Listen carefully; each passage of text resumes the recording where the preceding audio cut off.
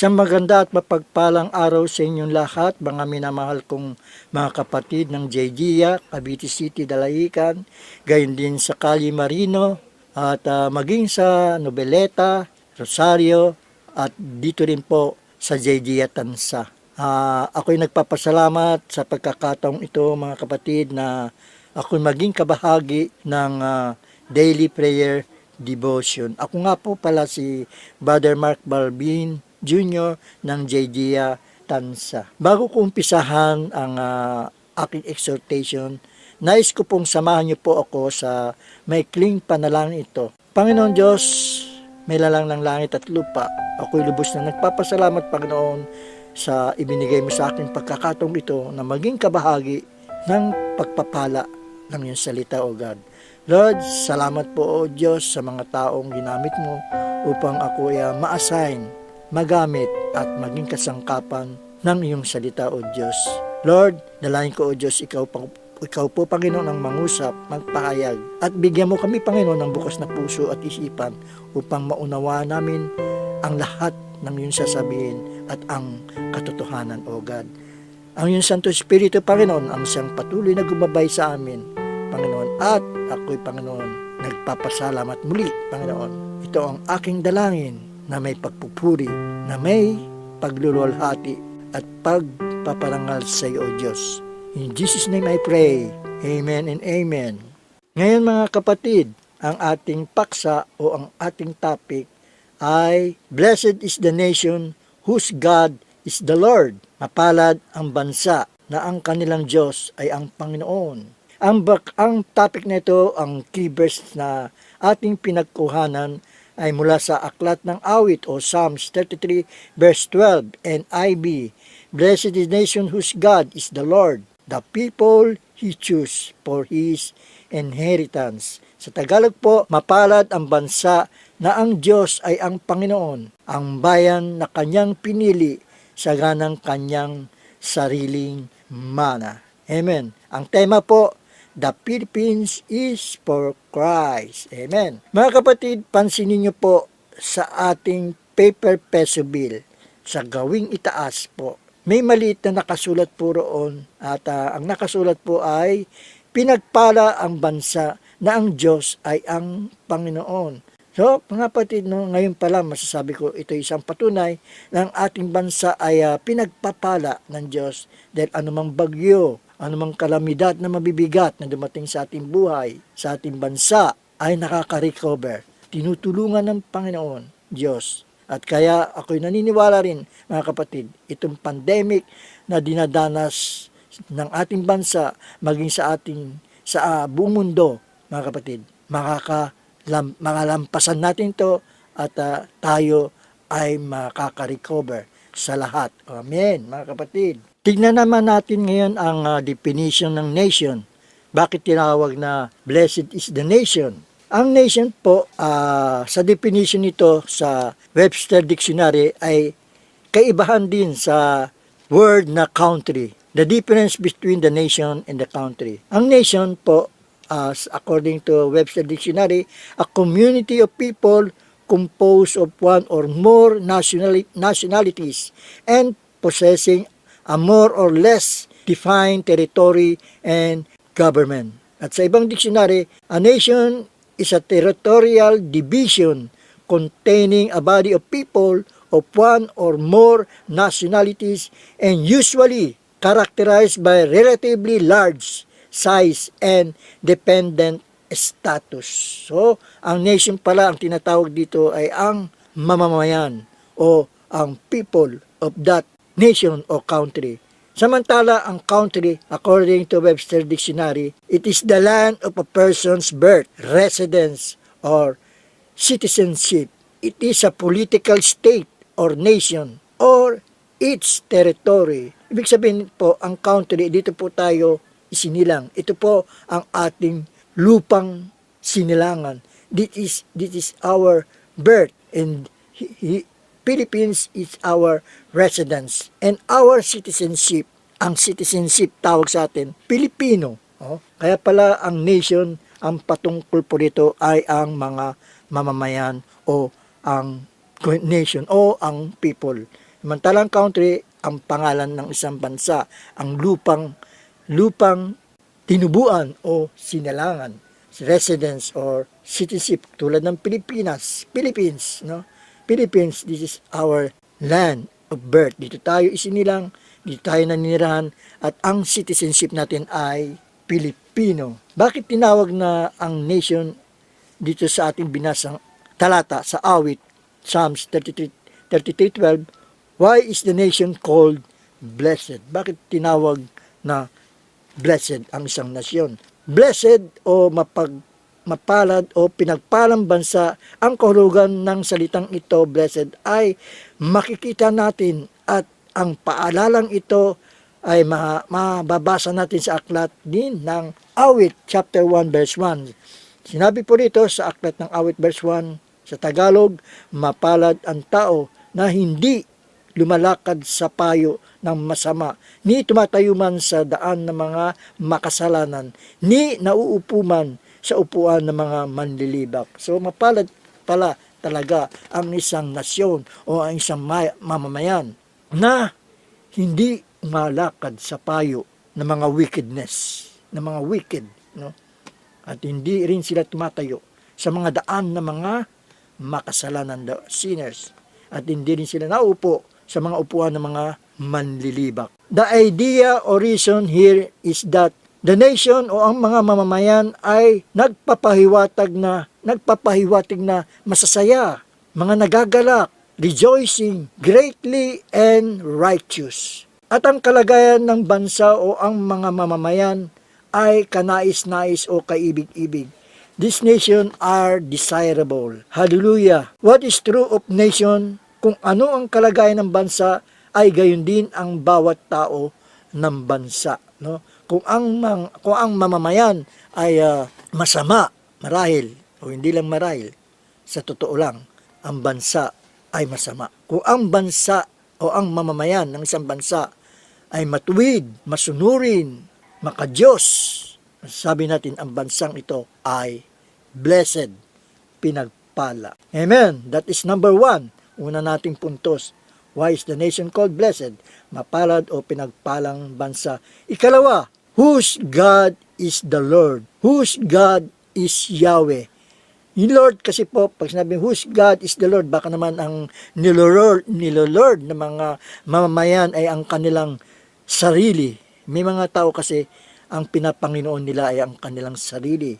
May mga taong ang pinapanginoon nila ay mga minamahal nilang tinatangkilik sa buhay, mga ari-arian, mga lupain na malalaki, mga negosyong malalaki. Yan ang pinapanginoon nila. Hindi na nila kinikilala ang tunay na Panginoon, which is si God, si Yahweh. Yahweh, for this the original Hebrew word, Yahweh. That is the nation which worship a true God. Kapag ang isang nation, isang mamamayan, ay sumasamba sa tunay at totoong Diyos, they are under protection. Ito ay malinaw at nagpapatunay na ang isang bansa o ang mga mamamayan ay bukod tangi kaysa sa ibang bansa, which they worship false God, tulad po ng mga Buddhists, no? Or mga idols, mga idolatry ang ginagawa ng mga bansa. Kaya may tuturing natin ang isang bansa o ang mga mamamayan nito ay blessed or happy, rejoicing greatly. Greatly, ang kanilang ekonomiya ay maunlad and righteous, matutuwid. Because dahil ang Diyos nila ay si Yahweh, ang tunay na Diyos, ang totoo at buhay na Diyos. Nagpapasalamat ako dahil ang bansang Pilipinas, ang Diyos ay si Yahweh, the true God, the true God at the real God. Why? Hindi ito isang imagination lamang o kathang isip. Ang kanyang kautusan ay makatarungan, mabuti, at ang pagtalima ng mga tao ay sa tuwina ay nasa pag-aalaga ng pagtaguyod para sa kapakanan at kasaganaan ng lahat. Ganyan ang Diyos ng Pilipinas. ang Diyos ng Pilipinas, the true God, ang pag-iingat ng Diyos ay pinagkakalooban niya at sumasa kanila sa bansa.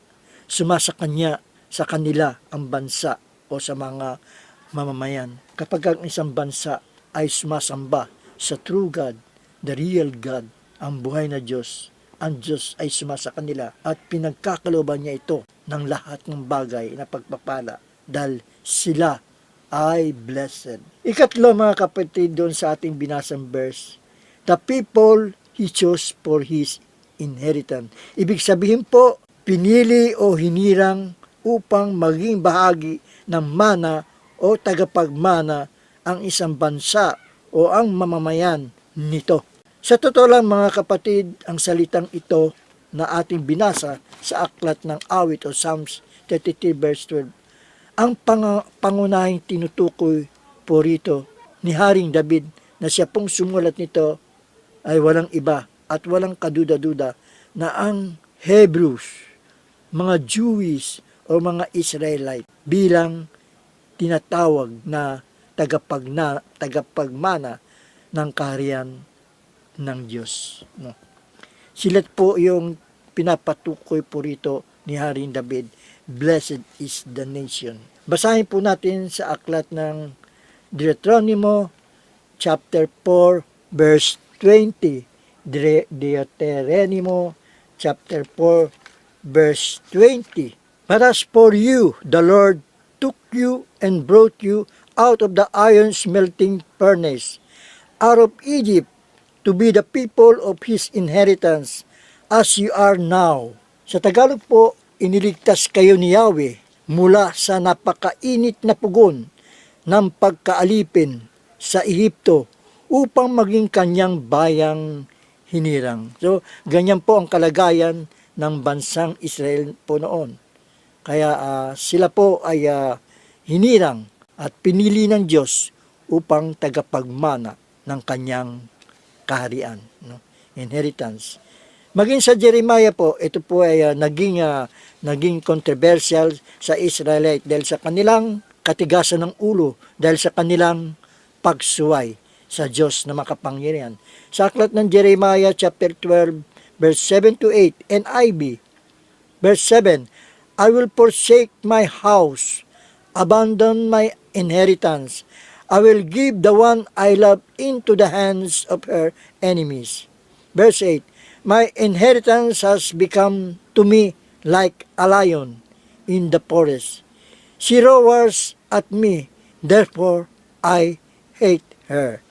Sabi po rin po sa Tagalog, sa verse 7, sinasabi ni Yahweh, pinabayaan ko na ang aking bayan, itinakwil ko na ang bansang aking hinirang, ang mga taong aking minamahal ay ibinigay ko na sa kamay ng kanilang kaaway. Verse 8, lumalaban sa akin ang aking bayan, tulad ng mabangis na leon sa kagubatan.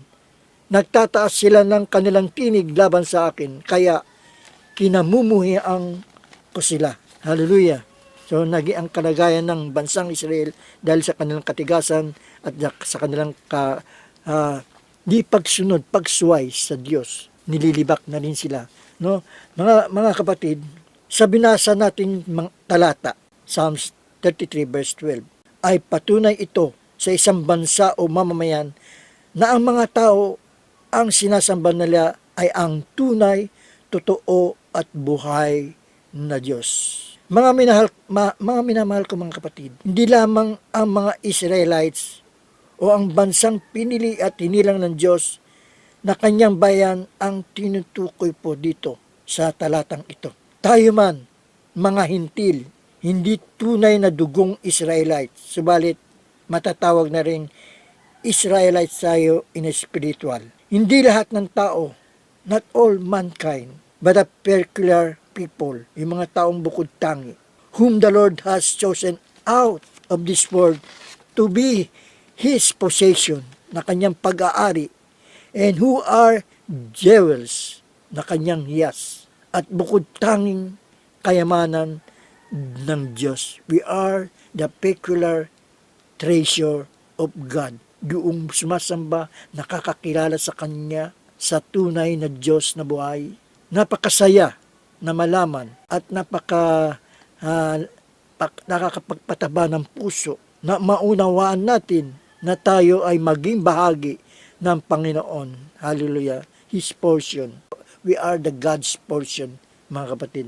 Hallelujah. Amen. Brothers and sisters, these meaningful words, Psalms 33 verse 12, written by King David, were naturally directed toward the chosen people of God, which is Israel. For they were surrounded by a pagan nation who worship false God and empty idols. How blessed they were to have a covenant-keeping God. Mapalad ang bansang Israel na ang Diyos ay pinanghahawakan nito ang kanyang pangako sa Israel. For Israel were His chosen nation, a chosen peoples. They were a holy nation, God's adopted son, and His special inheritance. But wait, mga kapatid, wait, there's more. Mga minamahal kong mga kapatid. This blessing is equally true today. Yung tinatawag na blessing ngayon, yung sinasabing blessing ngayon, ay equally true today. In this unique age of grace, in this new season, when God's hands remain wide open to Israelites and to Gentiles, alike the same, similar to become the people of God. Wala na pong pagkakaiba ang Israelites, maging tayo na tinuturing nilang Gentiles. Dahil tayo na tumanggap, nakakakilala, sumasamba sa tunay na Diyos, sa totoong Diyos na buhay, tayo man din ay tatanggap ng pagpapalang ito. Inheritance na sinasabi po ni Haring David. Gentiles is alike, sinabi po nga, the same, similar, wala na tayong pagkakaiba sa mga Israelite. Bringing the fruit that God requires. No, mga kapatid? Gaya po sa sinabi sa aklat ng John 15:16, our vision, you did not choose me, but I choose you and appointed you that you should go and bear fruit, and that your fruit should remain, so that whatever you ask in the Father in my name, He may give it to you. No? Tayo pinili, tayo chosen, pinili rin tayo ng Panginoon Diyos, mga kapatid. Salamat sa magandang opportunity ito, na tayo nakakilala sa tunay na Diyos, na tayo sumasamba sa totoong Diyos na buhay. Tayo din po ay maituturing na pinagpala, mapalad na bansa, mapalad na mamamayan ng Diyos. Amen! Amen, mga kapatid! Hallelujah! Mga kapatid, masasabi ko rin na we are two chosen generation in this new season. Pinangahawakan po natin ang nakasulat sa aklat ng John, chapter 1, verse 12 to 13. But to all who did receive Him, who believe in His name, He gave the right to become children of God. Verse 13, who were born not of blood, nor of the will of the flesh, nor of the will of man, but of God. Kaya nga, mga kapatid, tayo man, born again, a true Christian, ay mga bukod tanging mamamayan o nasyon ng Diyos. Set apart unto Him, iminikod tayo upang maging Kanya. How blessed is the nation, the people, whose God is the Lord Yahweh, ang tunay at buhay na Diyos. How blessed are those who are born again in Christ, in this dispensation of grace and of time. For we are those has chosen generation by time, by true God, as His own inheritance. Hallelujah! Amen, mga kapatid! Palakpakan natin ang Diyos na buhay. Tayo man din ay tinuring na inheritance ng Panginoon, tagapagmana. Tayo man ay mga born again. Hallelujah! O Lord, salamat. At sa ating pagtatapos, sa aking conclusion, mga kapatid, nais kong basahin ang nakasulat sa aklat ng Roma, chapter 13, verse 1 to 7, upang tayo maging ganap at masunod natin ang kalooban ng Diyos, at ang maging resulta nito ay ang pagpalain ng lubusan ng ating bansa, ang mga mamamayan o ang kabuuan ng bansang Pilipinas. Hallelujah! Dahil sa pananampalatayang ito natin sa Diyos na buhay, kinakailangan din naman natin mga kapatid, mga mamamayan ng Pilipinas, na maging mapagpasakop tayo sa ating sariling bayan. Bilang mamamayan ng bansang Pilipinas, may tungkulin tayo sa ating minamahal na bayan. Hindi lamang tayo sumasampalataya, hindi lamang tayo sumasamba sa tunay na Diyos, sa tunay na buhay na Diyos, sa totoong Diyos, kundi marunong din tayo magpasakop sa ating bansa, sa ating barangay o sa mambayan ka na katalaga, mga kapatid. Christian or even churches should observe national responsibilities. Inulit ko mga kapatid, Christian or even the churches should observe national responsibilities. Amen. Roma chapter 13 verse 1 to 7, ang Biblia. 1. Ang bawat tao'y pasakop sa mga pinuno ng pamahalaan, sapagkat walang pamahalang hindi mula sa Diyos, at ang mga pamahalang umiiral ay itinatag ng Diyos. Verse 2. Kaya nga, ang lumalaban sa pamahalaan ay lumalaban sa mga itinakda ng Diyos, at lalapatan ng parusa ang sinumang lumalaban. Verse 3. Ang mga pinuno ay dapat katakutan ng mga gumagawa ng masama, ngunit walang dapat ikatakot sa kanila ang gumagawa ng mabuti. Ibig mo bang huwag matakot sa mga namumuno? Gumawa ka ng mabuti at pupurihin kanila. Verse 4. Sila'y mga lingkod ng Diyos sa ikabubuti mo, ngunit matakot ka kung gumagawa ka ng masama, sapagkat sila'y talagang may kapangyarihang magparusa. Sila'y mga lingkod ng Diyos at magpaparusa sa mga gumagawa ng masama. Verse 5. Kaya nga dapat kayong pasakop, hindi lamang upang maiwasan ang poot ng Diyos, kundi dahil sa iyon ang matuwid. Verse 6. Iyan din ang dahilan kung bakit kayo nagbabayad ng buwis. Ang mga pinuno ng pamahalaan ay mga lingkod ng Diyos, at sila ang mga namamahala sa mga bagay na ito. Verse 8. Verse 7. Ibigay ninyo sa bawat isa ang nararapat sa kanya. Magbayad kayo ng buwis sa kinauukulan. Gumalang sa nararapat igalang, at parangalan ang dapat parangalan. Amen. Salamat sa salita ng Diyos sa pagkakabasa. Kaya nga mga kapatid, don't forget our national responsibilities. Kung mahal natin ang Diyos, dapat din po mga kapatid, pasakop tayo, sumunod tayo, igalang natin ang namamahala sa ating bayan o sa ating barangay. Kailangan matuto tayo. We should learn our responsibility. Maging mabuting mamamayan, maging masunurin sa mga alituntunin o mga guidelines ng bayan, at ang Diyos, naniniwala ako, mga kapatid, malulugod at pagpapalain niya ang kanyang mamamayan, His nation. Amen ba, mga kapatid? Dito po tayo nagtatapos, at salamat sa inyong pakikinig, salamat sa salitang ito na ipinagkaloob sa atin ng Diyos. Hallelujah. Amen and amen. Hallelujah.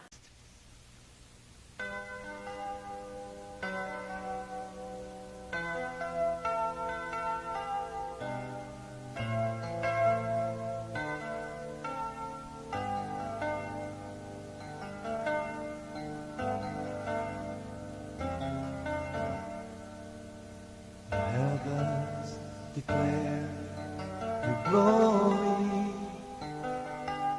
the nations bow before thee, and in this place let your praise arise.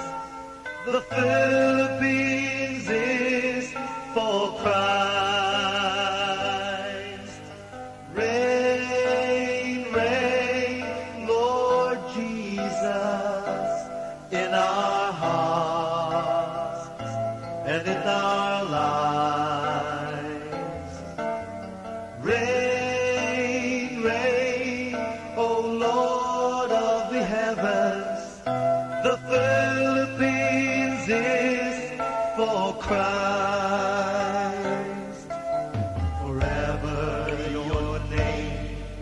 be exalted,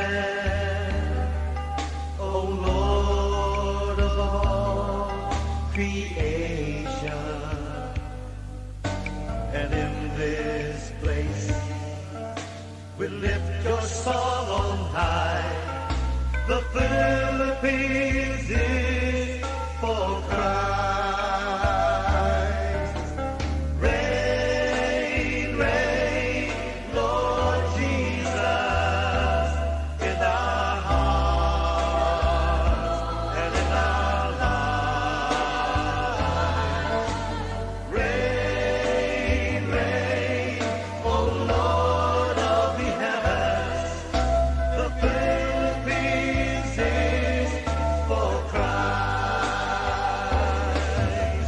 Reign, reign, Lord Jesus, in our hearts and in our lives.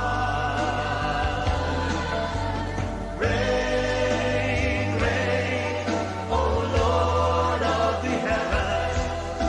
The Philippines is for Christ.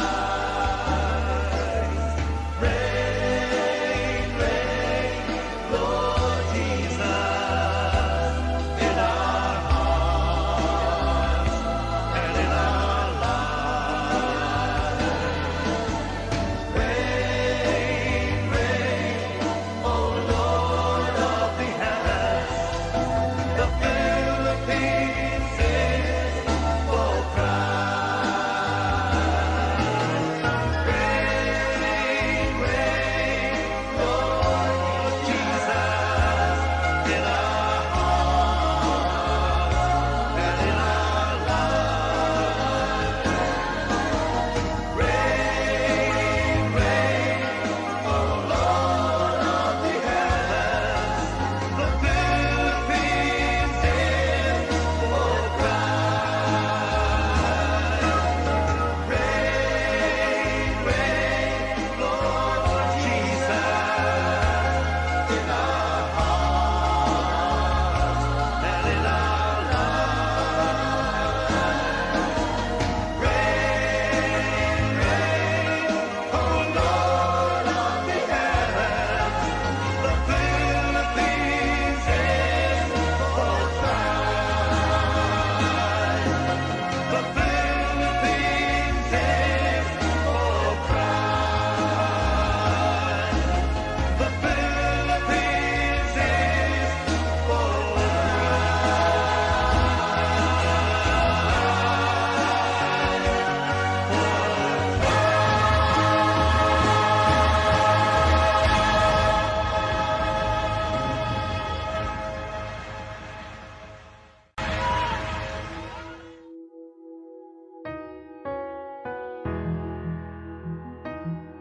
Samahan niyo po akong manalangin. Prayer items number 1. Pray to all Filipinos to praise and worship a true God, real God. Hallelujah, Jesus. Panginoon, itinataas ko po sa iyo ang bansang Pilipinas. Tulungan mo nga, Panginoon, na maabot ng iyong salita ang lahat ng Pilipino sa bawat sulok ng bansang Pilipinas, sa bawat kagubatan, sa bawat kabundukan, sa bawat karagatan, ay maabot ng iyong salita ang lahat ng mga nakatira rito sa bansang Pilipinas. Iba-iba man po ang aming dialekto. Tulungan niyo nga pong maabot ng iyong salita at makilala kanila, Panginoong Jesus. At ikaw ang tunay na sambahin. Tulungan mo nga po, Panginoon, na ikaw ang kanilang sambahin, ikaw ang kanilang papurihan, at sa iyo manalangin. Walang ibang pangalan sa silong ng langit kundi ang Panginoong Jesus. Kaya Lord, itinataas ko po ang kapwa ko Pilipino, anuman dialekto ang kanilang wika, Panginoon. Tulungan mo silang maabot ng iyong salita.